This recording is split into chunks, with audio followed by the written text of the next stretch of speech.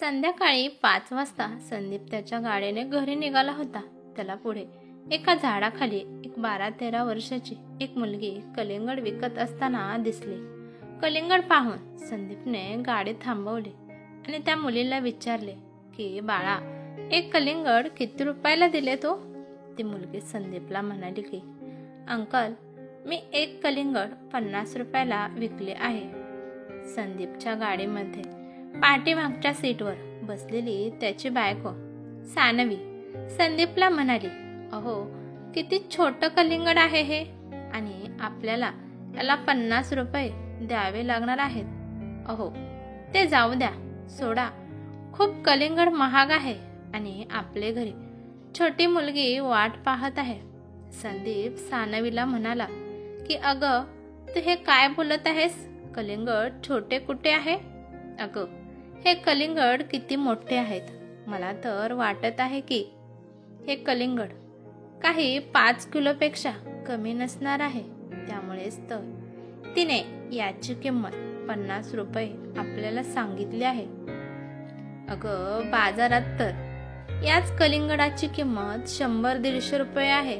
त्यानंतर सानवी ही लगेच गाडीमधून खाली उतरली आणि संदीपला म्हणाली की तुम्ही साईडला सरका, मी याच्याकडून व्यवस्थित किंमत लावून आपल्याला कलिंगड घेते.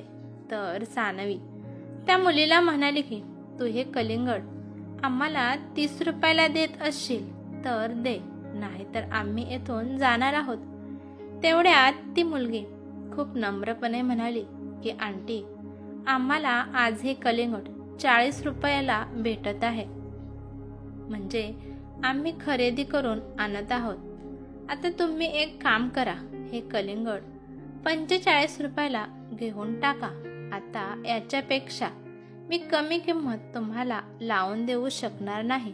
सानवी म्हणाली की हे बघ बाळा, आता खोटं बोलू नकोस. आता तू हे कलिंगड ना 30 रुपयाला दे. त्यानंतर तिने गाडीकडे पाहिले. गाडीतून 5 वर्षाचा मुलगा तिच्याकडे म्हणजे सानवीकडे पाहत होता. तर हे पाहून सानवी त्या मुलीला म्हणाली की हे बघ बाळा, तुझा भाऊ आहे, याच्यासाठी तर तुला कलिंगडाची किंमत कमी करावीच लागेल. तर त्या मुलीने जेव्हा गाडीमधल्या मुलाला पाहिलं तेव्हा ती खूप खुश झाली. तिने तिच्या हातामध्ये लगेचच कलिंगड घेतलं आणि ती गाडीकडे निघाली आणि तिने त्या मुलाच्या गालावरून हात फिरवला आणि म्हणाली की आंटी, हा माझा भाऊ तर खूप सुंदर आहे. सानवी त्या मुलाला म्हणाली की त्या दीदीला हाय कर. त्यानंतर तो मुलगा हाय दीदी म्हणाला. तर त्या मुलीने त्या मुलाला गाडीतून बाहेर काढलं आणि प्रेमाने त्याला म्हणाली की बाळा, तुझं नाव काय आहे? प्रथम मुलगा आनंदाने म्हणाला, दीदी, माझं नाव रामू आहे. मुलाला गाडीतून बाहेर काढलं. हे पाहून सानवी जरा अस्वस्थ झाली. सानवी त्या मुलीला म्हणाली की हे बघ, अगोदर त्याला गाडीमध्ये बसव. त्याला धुळीपासून त्याला खूप ॲलर्जी होते. सानवीच्या बोलण्याकडे दुर्लक्ष करत ती मुलगी रामूला म्हणाली ती अरे, तुझे डोळे तर खूप मोठे मोठे आहेत आणि गाल पण किती मऊ आहेत. तुला कलिंगड खायचं का? होय म्हणून रामूने मान हलवली आणि त्या मुलीने ते कलिंगड रामूच्या हातामध्ये दिलं. 5 किलोचे कलिंगड त्याला त्याच्या हातामध्ये व्यवस्थित घेता आले नाही. त्यामुळे ते कलिंगड तर त्याच्या हातातून खाली पडले आणि त्या कलिंगडाचे 2-3 तुकडे झाले. ते कलिंगड खाली पडून तुटले म्हणून रामू रडू लागला. तर ती मुलगी त्याच्या डोक्यावरून हात फिरवत त्याला म्हणाली की अरे रामू दादा, तू रडू नकोस. मी ना तुझ्यासाठी दुसरं कलिंगड घेऊन येते.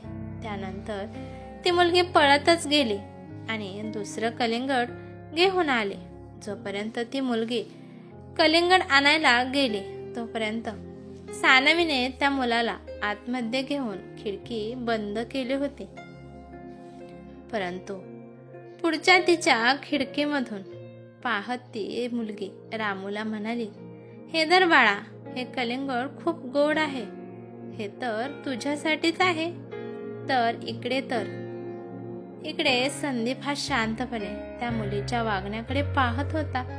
तर सानवी त्या मुलीला डोळे रागाने करून म्हणाली की हे बघ मुली, ते जे कलिंगड फुटले आहे त्याचे मी पैसे देणार नाही, कारण ते तर तुझ्यामुळेच फुटले आहे. ती मुलगी हसली आणि सानवीला म्हणाली की आंटी, ते सगळं सोडा आणि हे कलिंगड धरा आणि त्याचे तर तुम्ही पैसे सुद्धा देऊ नका, कारण हे कलिंगड मी माझ्या भावासाठी देत आहे. त्या मुलीचं असं बोलणं ऐकून तर सानवी आणि संदीप त्या मुलीकडे आश्चर्याने पाहू लागले. संदीप म्हणाला की नाही बाळा, दोन्ही पण कलिंगडाचे तू पैसे घे. असं म्हणून संदीपने त्याच्या खिशातून 100 रुपयाची नोट काढली.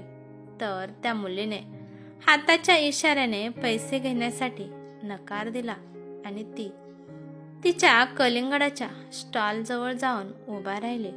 संदीप पण गाडीपासून तिच्याजवळ गेला आणि म्हणाला की पैसा नाही तर तुझं खूप मोठं नुकसान होईल. अंकल, माझी आई मला नेहमी शिकवत असते की गोष्ट आपल्या नात्याबद्दल असेल तर त्यामध्ये नुकसान कधीच होत नाही. तुम्ही रामूला माझा भाऊ आहे असं म्हणाला आणि मला ते ऐकून खूप छान वाटलं. माझा पण एक भाऊ होता. पण संदीप म्हणाला की पण काय बाळा, तुझा भाऊ कुठे आहे? ती म्हणाली की तेव्हा माझा भाऊ 1.5 वर्षाचा होता. तेव्हा त्याला खूप भयंकर असा ताप आला होता. रात्रभर तो तापाने फणफणत होता आणि सकाळच्या वेळी माझी आई त्याला हॉस्पिटलमध्ये घेऊन चाललीच होती. त्या अगोदरच त्याने जीव सोडून दिला. मला माझ्या भावाची सतत खूप आठवण येते. तो जाण्याआधी असेच माझे वडील पण आम्हाला 1 वर्षाआधी कायमचे सोडून गेले. सानवी पण गाडीत बसून तिचं बोलणं ऐकत होती आणि ती गाडी मधून बाहेर आली आणि त्या मुलीला म्हणाले की हे घे बाळा तुझे पैसे. तर त्या मुलीने ते पैसे घेण्यासाठी नकार दिला. त्यानंतर सानवी ही गाडीतून तिच्या बॅगेमधून एक ड्रेस घेऊन आले. जो ड्रेस तिने तिच्या मुलीसाठी 4000 रुपयाचा होता. सानवी त्या मुलीला म्हणाली, जर तू रामूला तुझा भाऊ मानला आहे तर मग मी तुझी आई झाले ना, म्हणून तुला जे देत आहे ते तू प्रेमाने घे. तर त्या मुलीने हात पुढे केले नाही, म्हणून सानवीने तो ड्रेस तिच्या मांडीवर ठेवला आणि ती म्हणाली की हा घे बाळा ड्रेस, आणि तू हा ड्रेस जेव्हा पण घालशील तेव्हा तुला आम्हा सर्वांची आठवण येईल. त्यानंतर संदीप आणि सानवी हे दोघे गाडीमध्ये जाऊन बसले. संदीपने गाडी स्टार्ट केली आणि त्या मुलीला बाय करून तेथून निघून गेले. संदीप हा गाडी चालवत असताना विचार करू लागला की भावना पण किती मौल्यवान असतात. त्याची बायको थोड्या वेळापूर्वीच त्या मुलीसोबत 20-30 रुपयांसाठी भांडण करत होती. पण तिच्या भावना जेव्हा तिने ऐकल्या तेव्हा सानवी हा तिला 4000 रुपयांचा ड्रेस घेतलेला ते तिला असाच देऊन आले. तेवढ्यात संदीपला अचानक त्या मुलीचं महत्वाचं बोलणं आठवलं. ती मुलगी म्हणाली होती की आपल्या नात्यात जर पैसा खर्च झाला तर नात्यात कधीच नुकसान होत नाही. त्याला समजलं होतं की तो आणि त्याचा मोठा भाऊ जमिनीसाठी अजून भांडत आहेत आणि कोर्टामध्ये केस सुद्धा केली आहे. नात्यांमध्ये पैसा हा कधीच महत्वाचा नसतो हे त्या मुलीने त्याला चांगलेच समजावले होते. तर संदीपने घरी गेल्यावर त्याने त्याच्या मोठ्या भावाला फोन केला आणि म्हणाला की हाय दादा, मी संदीप बोलत आहे. पण त्याला त्याचा भाऊ म्हणाला की हा बोल, तू का फोन केला आहेस? संदीप म्हणाला की दादा, आपल्या गावाकडे जी जमीन आहे ती तुलाच राहू दे, ती मला नाही पाहिजे. आणि गावाकडचं घर सुद्धा तुम्हालाच राहू द्या माझ्यासाठी. मला तर मोठा फ्लॅट आहे आणि मी कोर्टामध्ये जी केस दिली आहे. थोड्या वेळाने संदीपचा मोठा भाऊ संदीपला म्हणाला की अरे, असं केल्यावर तर तुझं खूप मोठं नुकसान होईल. संदीप म्हणाला की दादा, आज मला कळालं आहे की नात्यांमध्ये पैसा बघायचा नसतो. आपली नाती टिकवायची असतात आणि मी आपली नाती टिकवणार आहे. नाती टिकवल्यावर यामध्ये कधीच आपलं नुकसान होत नाही. त्यांचं असं हे बोलणं ऐकून त्यांच्या भावाचा त्याला रडण्याचा आवाज ऐकू येऊ लागला. तर संदीप त्याच्या भावाला म्हणाला की दादा, तू रडत आहेस का? त्याचा मोठा भाऊ त्याला म्हणाला की तू मला एवढे प्रेमाने अगोदरच बोलला असतात तर मी तुझ्या नावावर सगळं करून टाकलं असतं. तू गावाकडे ये, आपण बोलून बसून आपल्या दोघांमध्ये समान वाटणी करू. एवढ्या वर्षापासून नात्यांमध्ये आलेली कटुता ही 2 गोड शब्दाने फुंकर मारल्यासारखी निघून गेली होती.